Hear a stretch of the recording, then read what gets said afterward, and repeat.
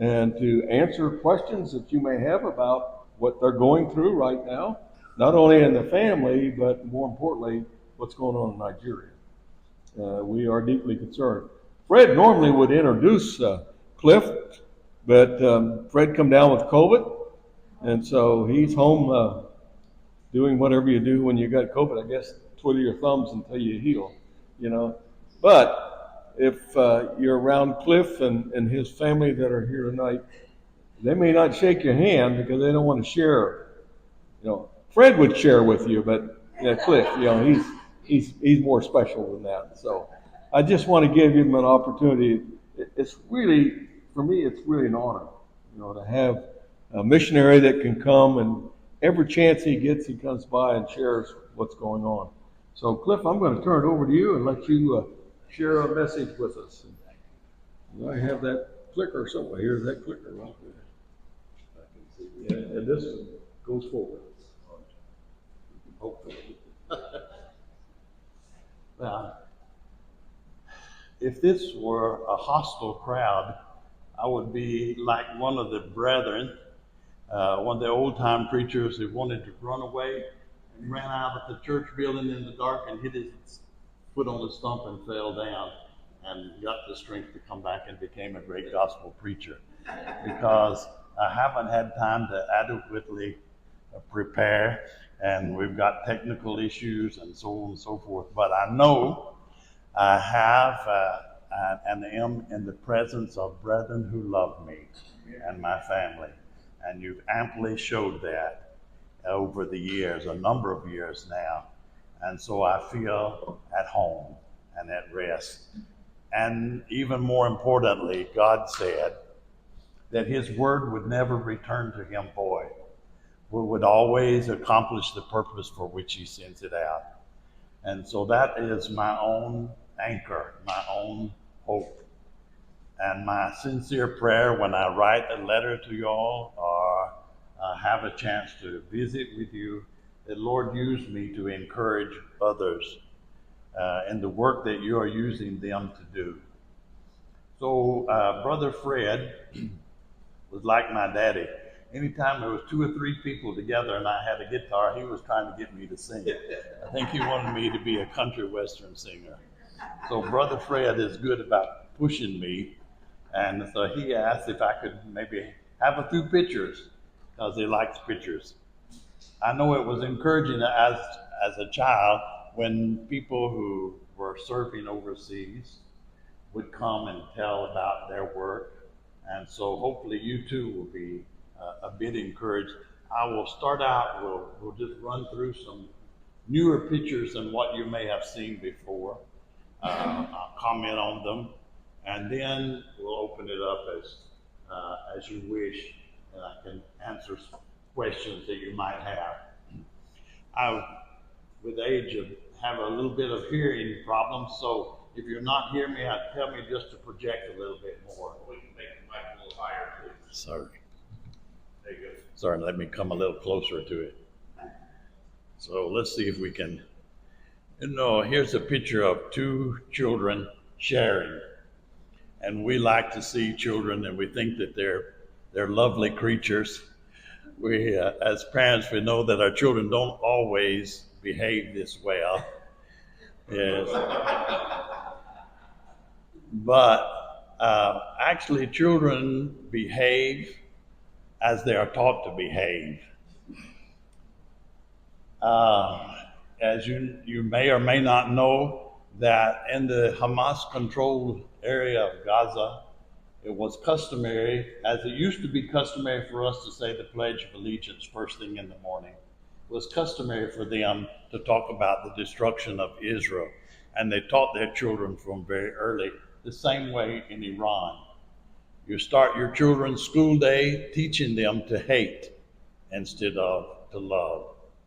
I'm thankful that God has used your parents and other people to convince you to love like these little children. And you are showing it, and I want to encourage you to continue.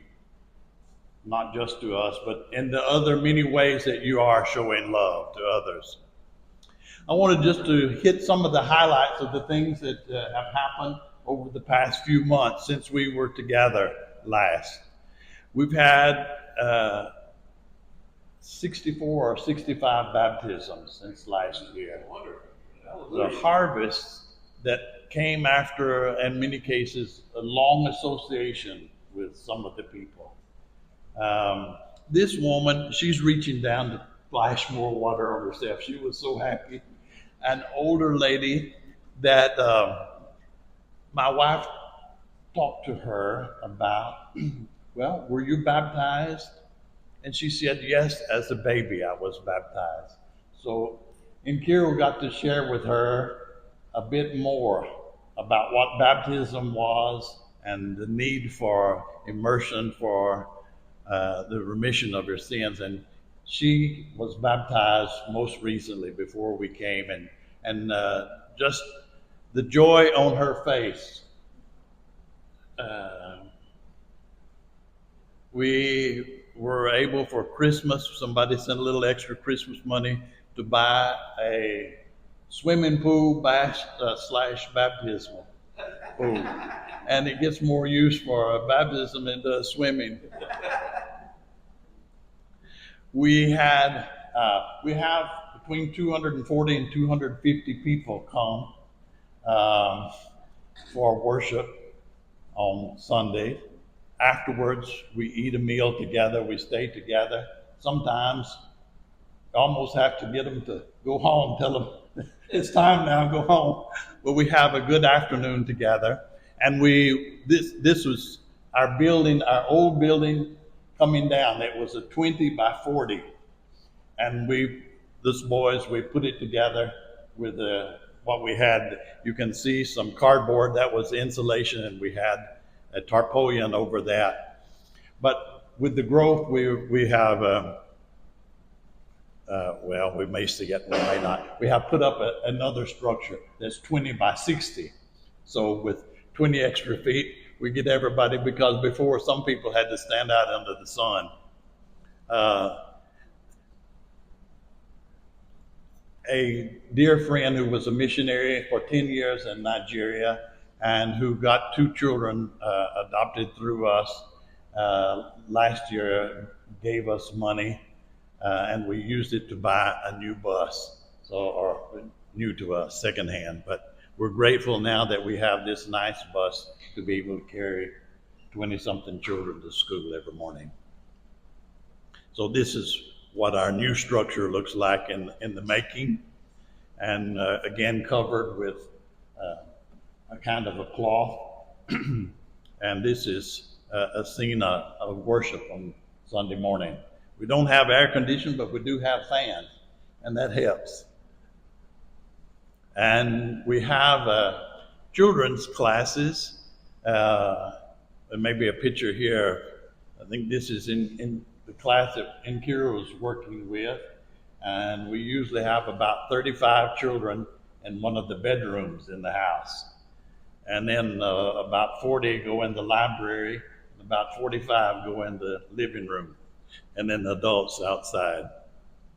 One of the things that happened this year was when my father passed away in 2000, we gathered up some of his things and put them in a container, and finally they arrived from 2020 to this year. They finally arrived, and we've used this to set up a workshop.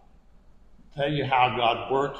There was a gentleman in Nashville who was a known racist. He had big Confederate flags right on the highway from his estate. And I called to the brethren in Nashville about something, and they said, this is a God thing.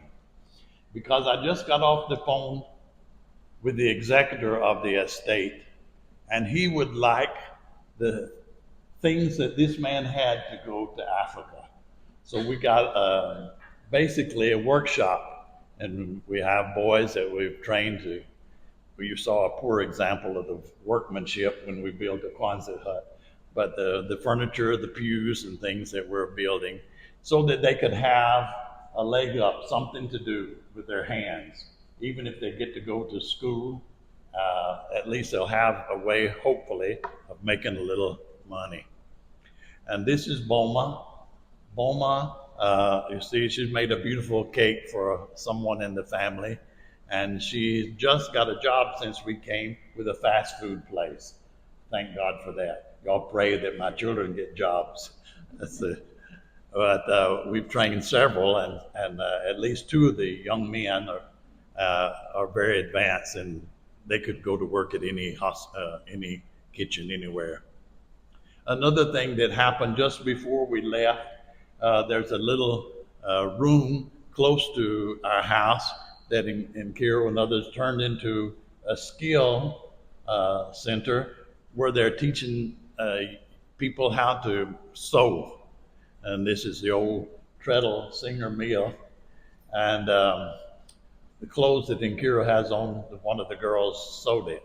And since we've been here over the past month, about 16 or 17 people, maybe even more, have signed on to learn how to sew, because most of our clothes, this one was one of the boys sewed this for me. And so hopefully it can help them to survive. One of the things that has happened is that, again, someone gave us an unexpected gift. And at that particular time, someone offered to sell us a piece of land, 100 feet by 50 feet, just on the same street as us. Normally, my thinking was, let the church grow organically until it can provide for itself. But the chance to have land will never come back. And land is like hotcakes. So we bought this place, and you can see it was used as a shelter for people who couldn't afford anything else. But we've taken it, and I don't know if this will play or not, but since we don't have yet funds to build a place, we're making use of the land to grow some vegetables to use in the house. That was supposed to be a video, but anyway, that was just a very, very short highlight of some of the things that have happened since we were here. Both older people and younger people have given their lives to Christ in ways that surprised us often. But we're thankful for that. There is organic growth in the church and spiritual growth as well. Y'all help us to have now a full-time minister. And he kind of takes the lead, and me and myself included, we share pulpit duties. And the women and some of the older men take turns with the children, and especially the teenagers. And so we're thankful, first of all, for that. And I want to thank you because like the old lady that you saw in the picture, she would have not had that opportunity had it not been that you helped to place us there and keep us there. And other young people having a chance to change their lives. We deal with people who have drug addictions and other kinds of addictions, and have an opportunity to turn their life in a different direction is something to rejoice about, something to be happy about. And I hope it's something that you can see as a result of your kindness, your gifts, your prayers. You've seen plans toward a future, growth towards a future. And so we're thankful about that. We have two houses, actually. Brother Fred helped us to buy the house that we're in, so we didn't have to worry about landlord issues anymore. So we have a 12-bedroom house, and we use every inch of that house. And the government came in and made us do some changes. So anybody 18 and above is supposed to go over to the other house that someone also gifted us. So we do have some that are still trying to find their wings. We have a number that are in school. While we were here, 3 of our children went to go to Ghana because Ghana is a bit more stable, especially their educational system. So we have 5 that are in nursing school. I can't keep up with it all. 2 are still in medical school, have 2 more years in medical school. And 1 just graduated. She will be one of 3 having a degree, like a master's in medical lab science. So we've got different ones with different levels of. We have one young man. He's in Jamaica, and he's a doctor, fully qualified, and he married this December. This December was wonderful for me. I felt like a grandparent finally, because we had 2 marriages, and happy to see young men get up to the level they can think they can afford a wife. And Kingdom and others that were in Ghana were able to come home, and we had a grand time at Christmas with the marriages and Christmas and everybody being home. And I really could relate to my grandparents after this last Christmas. We were going to somewhere, there was supposed to be a slide about some of the other things that relate to marriage. Marriage is a very big issue everywhere, but in our place, we have what we call bride prices. And those are exorbitant. And so a lot of young couples can never hope to raise up the money that the whole, not just the family, but the whole community is demanding. So what they do oftentimes is just start living together, have 4 or 5 children together. And I don't know the number, but my wife does. When somebody comes to us and asks for help, it won't be long before she asks them about their marital status. And so the only thing that can fit in a lower budget, much of which we have subsidized, is to go to the local court and have what we call a civil wedding. And so we've got a number of dresses that we took from Goodwill back to, and so we nip and tuck and somehow get them all in the same dresses, and then come back to the house, to the little structure you saw, and have a chicken dinner. I don't know how many chicken dinners we've had for weddings, but it's been several. I came from an area where if you lived with a woman for 7 years, you was married. But it is amazing the transformation in the women who have the security that I finally married in the sight of the government. And now I can say to my family, this person that you really have discounted because he never could come up with the money, he's now legally my husband. It also affects the spiritual, has a spiritual dimension as well. And we fight against people just starting to live together without the benefit of marriage. And so that's been another aspect of our work over this year, which has grown as more and more people come to us. We serve about a little over 1,600 meals a week on average. A day would be impossible for us. But the kitchen starts about 5:30 in the morning, and it goes into the evening time. And I had a slide too that's disappeared about workers to let you know that it's not just 1 or 2 people, but it's a group effort of some paid staff and some volunteer staff. I told you we meet on Sunday, and then we bring out a little packet of rice and an egg, a boiled egg, and a little bit of stew. And in some cases, a lot of cases, that's the only meal that people will have that day. We repeat that on Monday, on Wednesday, and Friday evenings.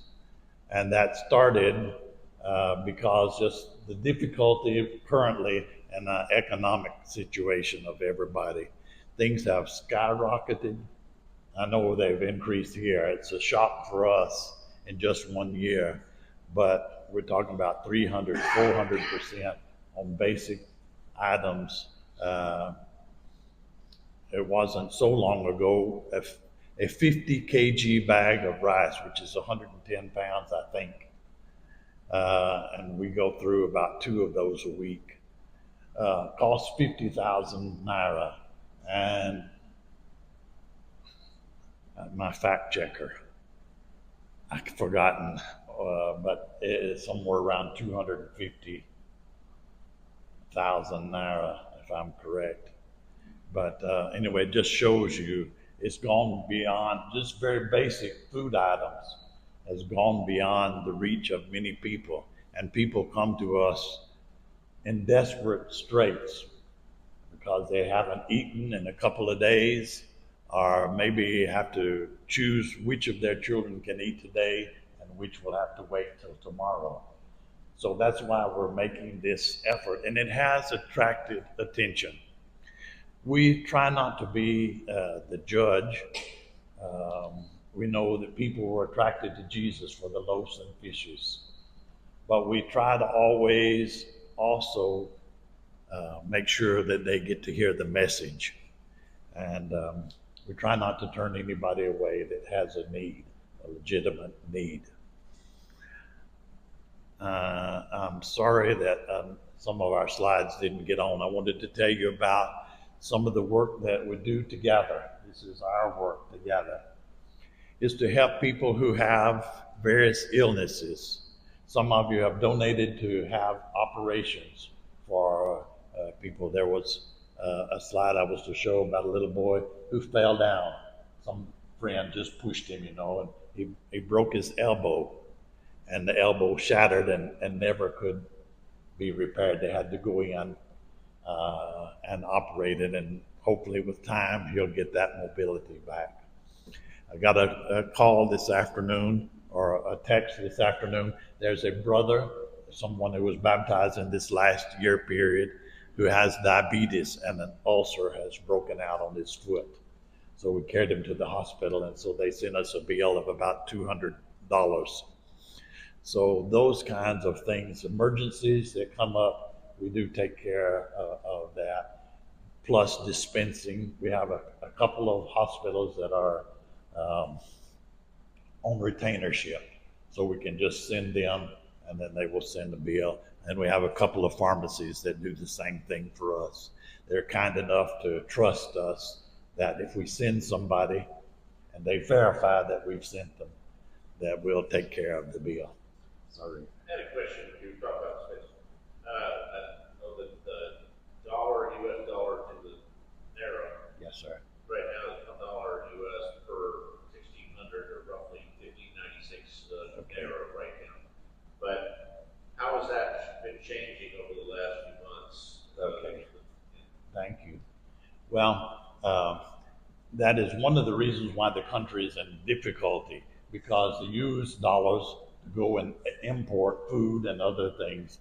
And that last year, when the new government took over, they did away with the restrictions. So it just shot out the roof. For us, that is of benefit. It helps us, the more the dollar goes up, it helps us to be able to do what we do. But eventually it all catches up, the prices. Yeah. So you're more current than I about that. When we went first in 1993, 31 years ago, then it was 25 naira to $1.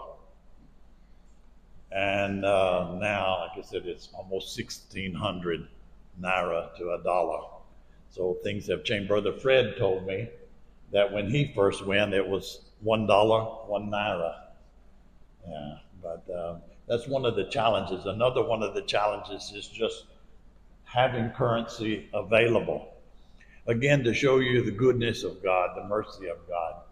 We have spent a lot of time that I'll never get back just trying to go to the bank to get money. The drive, the danger of getting to the bank, waiting in line, and so forth, and to be told, sorry, there's no money this week, come back next week, has really, I say I spend twice as much time getting half as much done. And one of those factors is just the banking, finding somebody that will be willing to buy your dollars and so forth. But and Kira was at the bank where she banks, and got talking to the lady, and they found out that they're from the same village. They have a village connection. And so she's been kind enough that we can call her, and she said, yeah, you can come or wait next week. To which we say, and yes, and how am I supposed to feed my family until next week? But anyway, the currency is one of the challenges. Yes, sir. So the fact right here, either visiting it, it could go worse, but it just was interesting because it's been such a turmoil there. Right, right. Nobody seems to be getting the money except for the wealthy. Yeah, it's an issue. Yeah. Money talks, everything else walks. So if you've got money, you can find your way. If you don't, you're left out. It has led to serious riots in recent past and so forth. And that is an ongoing issue. In May, I believe, the union, the National Labor Congress, issued a nationwide strike. Everybody should go on strike. So they were able to turn off all the electricity, all of the publicly generated electricity for 4 days. Well, for us, that's not so unusual. That's the 5th time that all the national grid has collapsed this year. But they shut down the ports, they shut down the airports, they shut down the fuel depots. So for a little while, things were pretty tense. They were asking that the minimum wage be raised from 30,000 naira a month to a much higher number. We went to the airport 6 times with our daughter and ourselves to try to fly out because of all of this. They agreed finally on almost doubling, or a little bit over doubling the national minimum wage. To see if that's ever paid or not, we don't know. But the youth felt like the union sold them out, and so the youth now have come out to do their own strike to see how things can change. They're asking not just for a change of some of the policies, but a change of the government. So who knows what, but God has kept us even in the midst of some of these.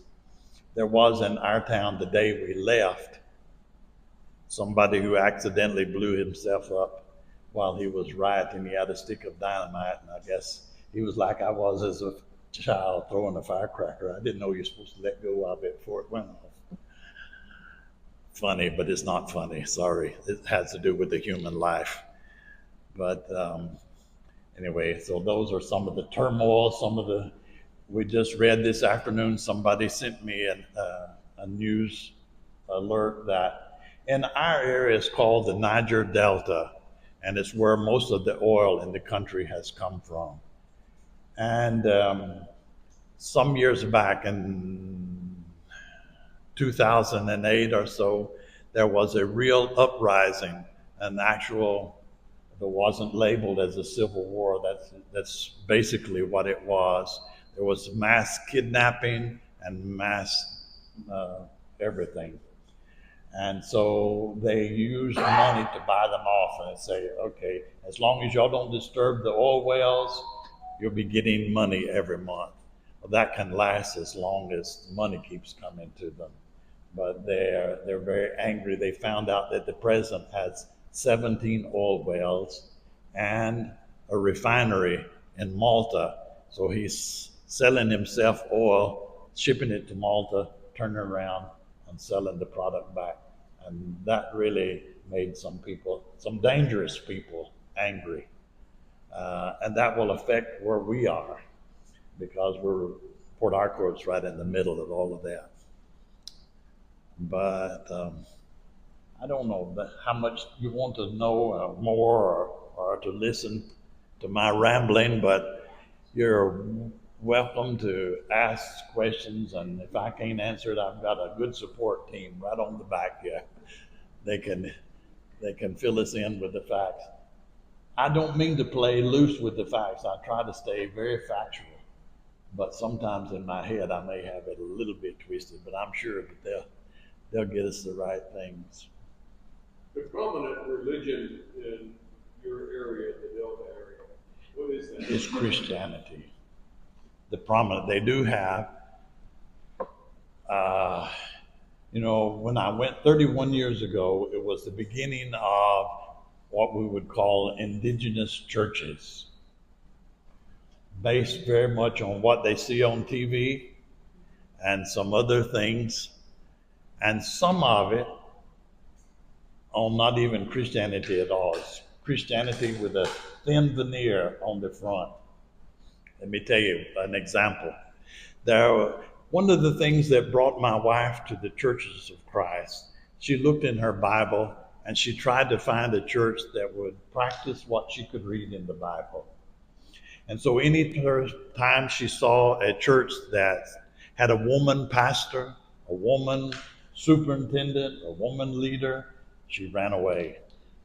And we used to pass this church building. They were growing. They were all the trappings of a big church, but it disturbed her spirit every time that we drove by. And there was reason for that, because later it was found a military officer, so he had the power to do things. His wife delivered twins, and when he went back to see his wife and twins, there was only one child there. And the doctor said, well, the other child died, we've already buried him. But he came back with soldiers, and after a proper persuasion, it was discovered that she had murdered the child and was pounding it in a pedestal for a juju, which is a very big problem, black magic or whatever you want to call it. Still very prevalent. People are being kidnapped regularly. People disappear.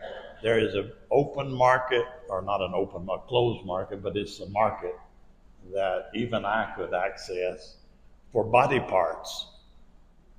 And I could tell you the old parts, what a head is worth, what a breast is worth, what other things.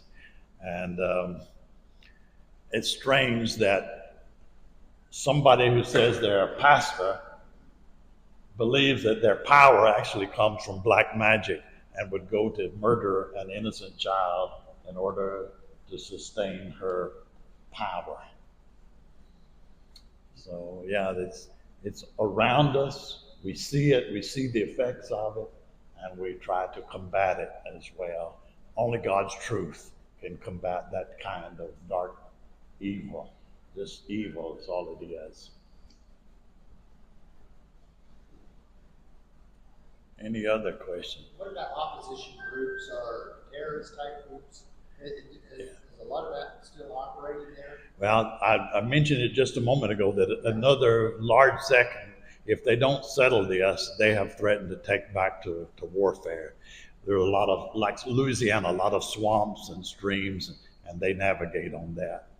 The biggest one that you've probably heard of is in the northeast of Nigeria, Boko Haram, that kidnapped the Chibok girls a number of years ago. A number of them were never, up to the date, never been found and not likely to. But over years they perpetrated that, and it has spread. I told some of my friends in security a number of years ago things that I was observing, and they've all come to fruition. There is a large, well, if you want to call it radical Islam or whatever term you want to use, in the north that has spread all over that region. Our troops were recently ejected from one of the Sahel countries where they have been providing some measure of security, but there's an alliance that has actively been working to try to come further and further south to displace the Christian population. Among those Chibok girls, Chibok is a local government, like a county or a parish. And in that, we had 6 churches of Christ, 6 congregations, and all but 2 were burned down. And among those girls who were kidnapped were some active members of the church. And so it is a problem, and if this new front opens up, well, that'll be another problem.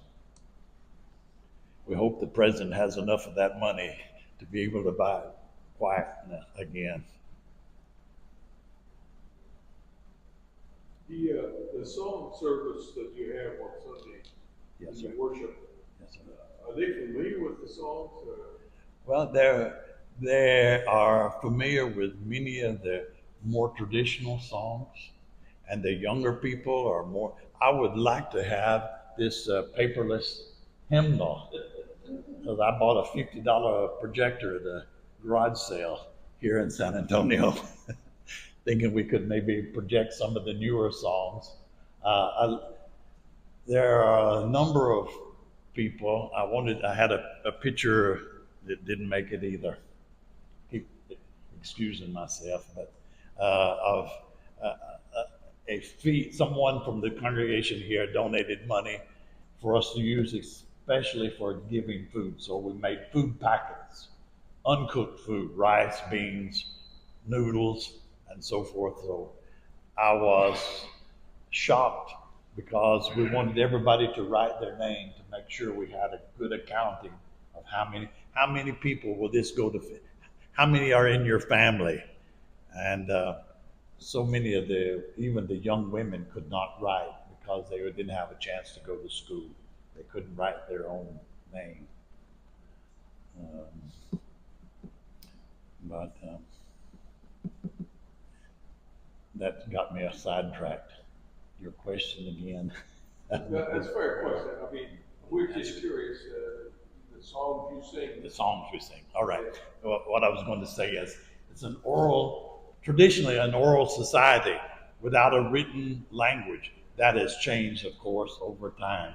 My boys and a lot of people have access to smartphones, so they've heard a lot of the Christian music, and but a lot of the songs that we sing are songs that you've never heard. Let's sing you one. You want to? Since I was young and now I'm getting over, I have never seen the Lord changing. Brother, have you? No, no, no, no. Since I was young, I have never seen the Lord changing. And one time we sang about an hour like that without ever having a songbook. And we just sang one after another after another. Singing is something that brings joy. It brings comfort. And so we Africans like to sing. And we try to do a good bit of it. Before we got a preacher and a schedule and so forth, we would sing until we got enough people that came. And so you might sing 30 or 40 minutes before we finally said we had a house full, and then we'd start. But now we have to do things in the proper way. We start on time, and we're reprimanded if we don't. Your community service, how do you do the community service? We passed them out, and in that container that came, we had before we borrowed trays from Mama's Kitchen, but now we've got proper communion trays. There are even some of them gold color, and communion service is something that it take time to have, like a second sermon that goes with the communion. And so it is definitely not something that we rush. I'm sorry, I saw a hand. There was somebody. Yes, sir? How about in your area, are gangs a problem? they're not so open like a gang member that we saw at the hospital the other day. He was a biker, and so you could easily identify him as some organization. He stood up, he had a pistol in his back belt, he had a long knife on his side, and he had a thumper, and which my son tells me is a lethal weapon. So he had 3 lethal weapons at the urgent care at the hospital.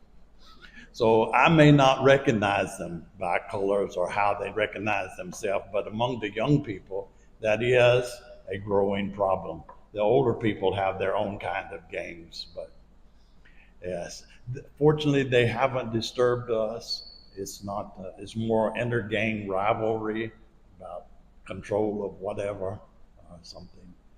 But it's something we have to try to fortify our young people. Much of gang activity is somebody wanting to belong, needing security, needing a sense of community, and you get sucked into these things, and they're very lethal. To try to get out of a gang, often you lose your life. So, yes, sir. We came in late, so you may have already talked about it, but what's the state of children's education?